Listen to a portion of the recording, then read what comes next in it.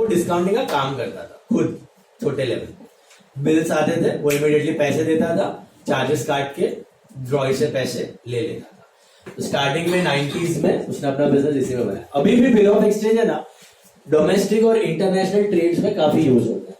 International में तो बहुत ज्यादा यूज होता है, डोमेस्टिक में भी बड़े लेवल के जो ट्रेड्स होते हैं जहाँ पे बड़ा बड़ा कैपिटल इन्वॉल्व होता है और पैसे लेने देने में 20 लाख 25 लाख 5 लाख 10 लाख के ट्रेड्स हो रहे हैं, तो सबके पास इमीडिएटली इतना कैश होता नहीं है। तो एक सेटलमेंट के लिए आप क्या दे देते हो?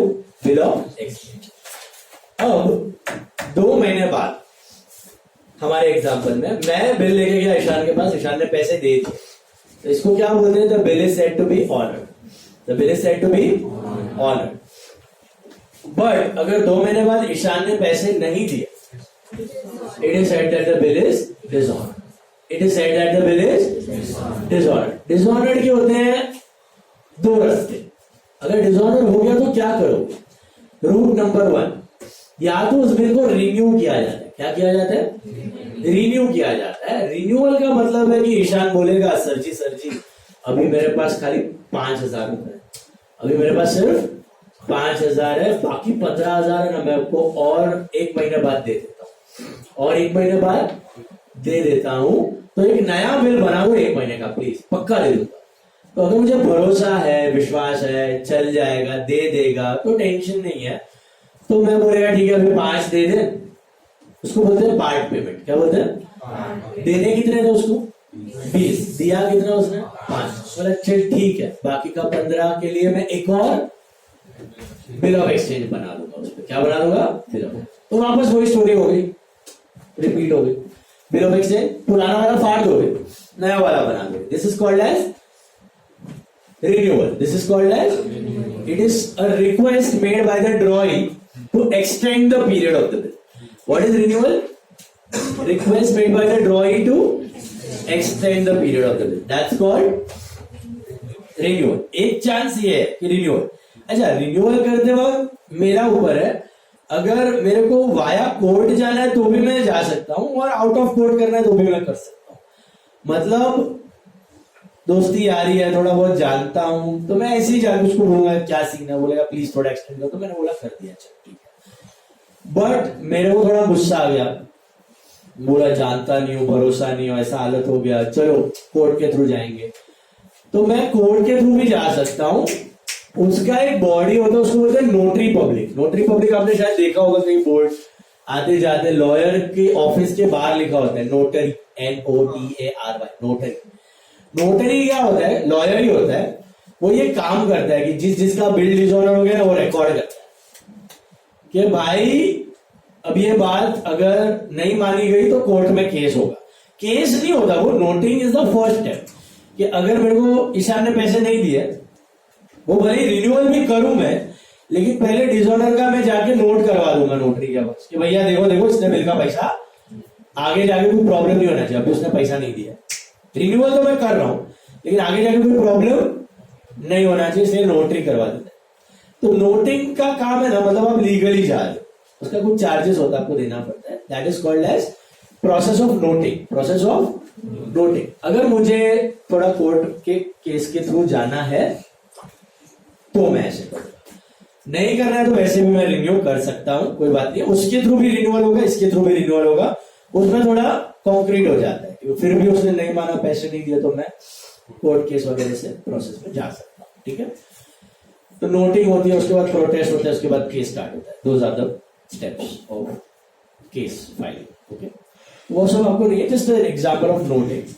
अभी सपोज उसने पैसे दे दिए तो bill is said to be due date पे पैसे नहीं दिए तो bill is said to be dishonoured. के 2 रास्ते होते हैं। पहला रास्ता होता है रिन्यूअल, नया बिल बन गया, पुराना बिल फाड़ा, कुछ पैसा दिया, नया बिल बन गया।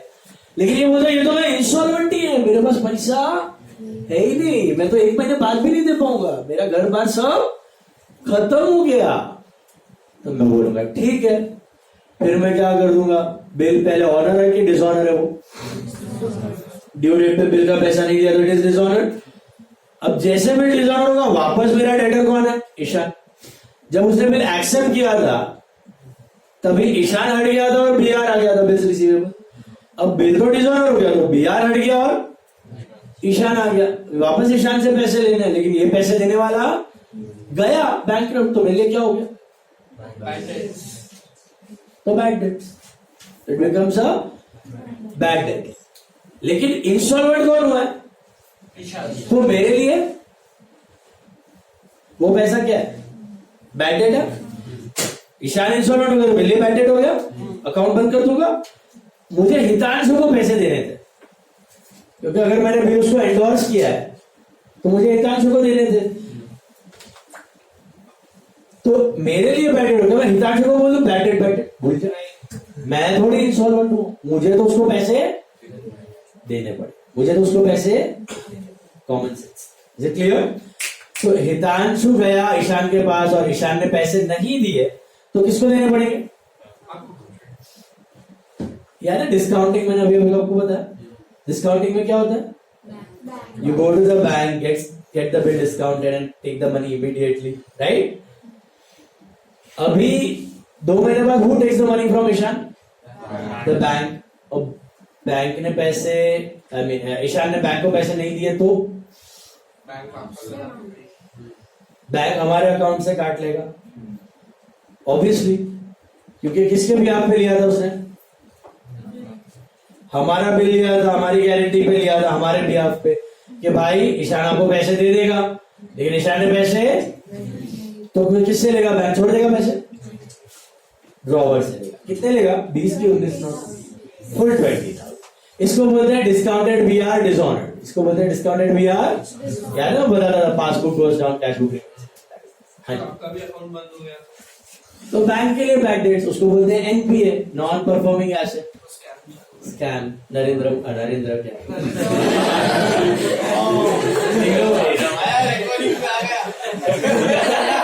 क्या नीरव मोदी स्कैम, विजय मल्ल्या स्कैम। ये लोग ने बैंक का पैसा नहीं दिया है, तो बैंक के डेटर थे ना ये लोग। आप अगर बैंक से लोन लेते तो बैंक के क्या हुआ?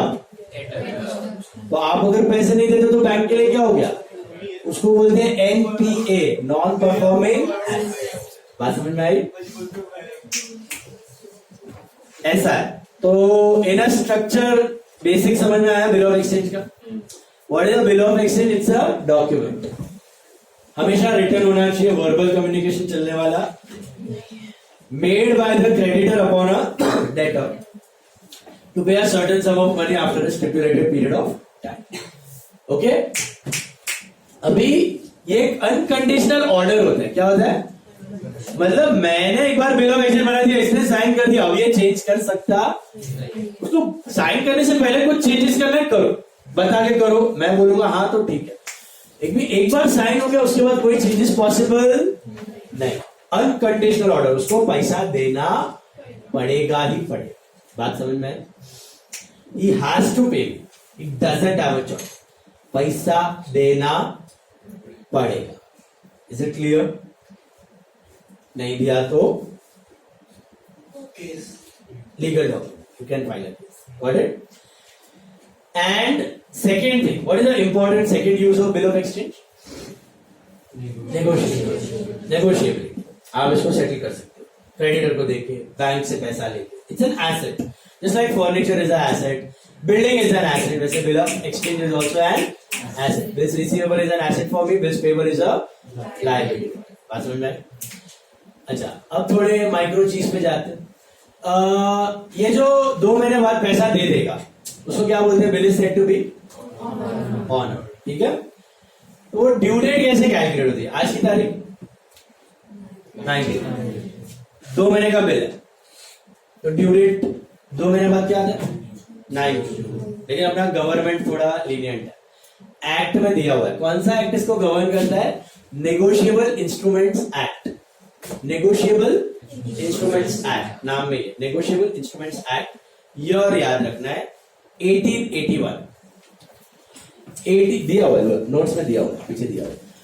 Negotiable instruments act 1881। 1881, 1981 नहीं बेटा, पीछे ब्लॉक लेटर्स में दिया हुआ। Third point, negotiable instruments act 1981 नहीं बेटा, मतलब कितना साल हो गया,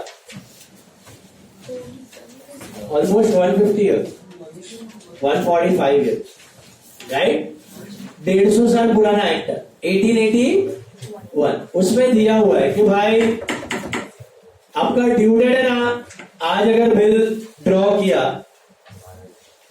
तो इसका ड्यू डेट 9 जून मत लो, 3 दिन एक्स्ट्रा दो। उसको बोलते हैं डेज ऑफ ग्रेस। क्या बोलते हैं? गवर्नमेंट बोलता है इसको दे दो डेज ऑफ ग्रेस, क्योंकि सब लोग को पता है पढ़ाई कब होती है, लास्ट में। तो पैसे भी कब जमा होते हैं? लास्ट। ओके, तो लास्ट में। तो ये भी पैसे कब जमा करने जाएगा? लास्ट में। तो 9 जून के दिन पे उसके दरवाजे पे मत खड़े जाओ, कब जाओ? 12 जून। तो लीगल, इसको बोलते हैं legal due date. 2 due date होती है, नॉमिनल ड्यू डेट है, लीगल ड्यू डेट। तो 9 जून को कहा जाता है नॉमिनल ड्यू डेट, फालतू की ड्यू डेट, कोई वैल्यू नहीं होती। सर अगर चाहिए हो जल्दी पैसा तो मांग सकते हैं? नहीं, इसलिए तो बोला गया लीगल ड्यू डेट। तो 12 जून ही लीगल ड्यू डेट है। अगर 12 जून को उसने पैसे नहीं दिए तो bill is said to be, and दे दिए तो हम जल्दी जाके नहीं मांग सकते, लीगल ड्यू डेट, समझा? हाँ, अगर उसको जल्दी देना है ना तो दे सकता है, उसको जल्दी पे करना है तो पे कर सकता है। आप भी अपना लोन जल्दी चुका सकते हो, वो भी जल्दी पे कर सकता है। अगर जल्दी पे किया तो क्यों करेगा वो जल्दी पे? Discount, we will give him some discount, cash discount देते हो ना अर्ली पेमेंट्स, तो उसको बोलते हैं कैश डिस्काउंट देना, अर्ली पेमेंट। उसको बोलते हैं रिटायरमेंट ऑफ बिल। क्या बोलते हैं? टाइम से पहले उसने बिल का पैसा दे दिया, बिल रिटायर, बिल रिटायर। बात समझ में आई? तो नॉमिनल ड्यू डेट का अर्थ समझ आया क्या है? 2 मंथ्स 3 मंथ्स के बाद। अगर 3 महीने का बिल है तो क्या आएगा नॉमिनल ड्यू डेट? 9 जुलाई। और लीगल ड्यू डेट 12। अच्छा, लेकिन अगर 25 दिन का बिल है, कितने दिन का? 25 दिन का। तो 25 दिन डजंट मीन 1 मंथ, 25 दिन मीन्स एग्जैक्ट 25 डेज। आज 9 अप्रैल है, यहां से 25 दिन के लोग कितने होते हैं? अप्रैल में आई थिंक 30 डेज होता है, तो 21 डेज ऑफ अप्रैल गए। 10 से शुरू करना है, 10 11 12 13 14 15 ऐसा 25 गिनने का, समझा?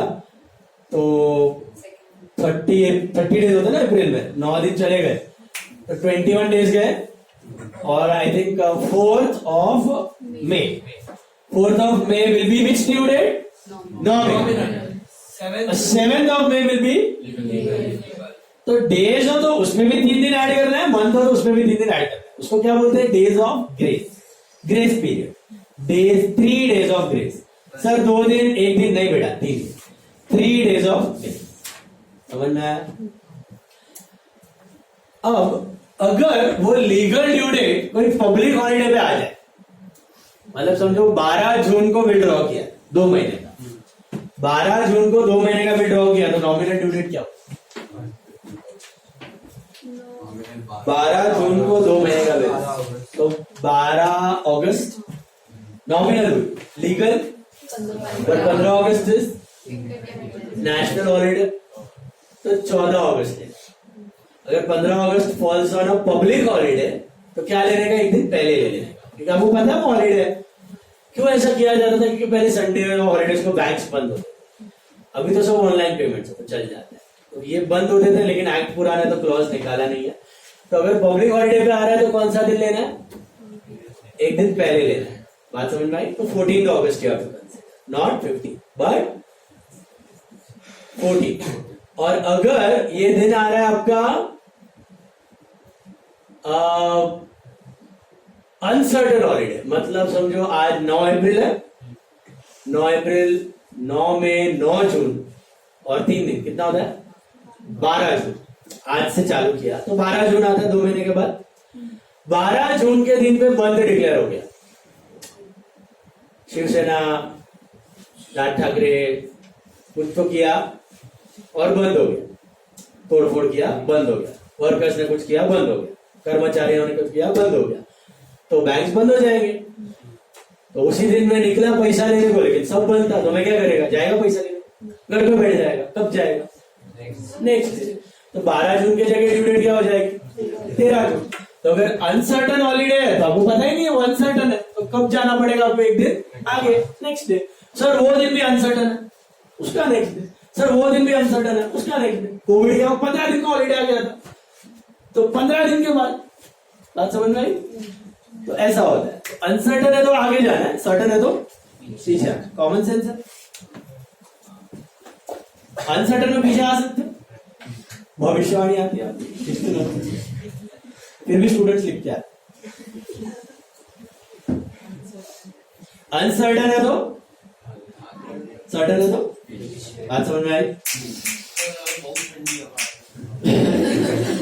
अभी उसके बाद जाते हैं एट साइड और ऑन डिमांड बिल। ये थोड़ा गम्मत वाला है। एट साइड और ऑन डिमांड बिल का मतलब है कि उसमें टाइम पीरियड होता ही नहीं है, उसमें टाइम पीरियड होता ही नहीं है। एट साइड या ऑन डिमांड मतलब जब भी मैं पैसा मांगू उसको पैसा देना पड़े।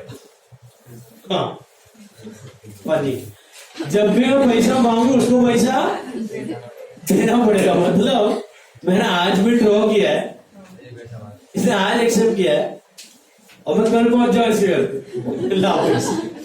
अरे ऑन डिमांड, सो जैसा डिमांड किया पे करना पड़ेगा। So that's called which bill?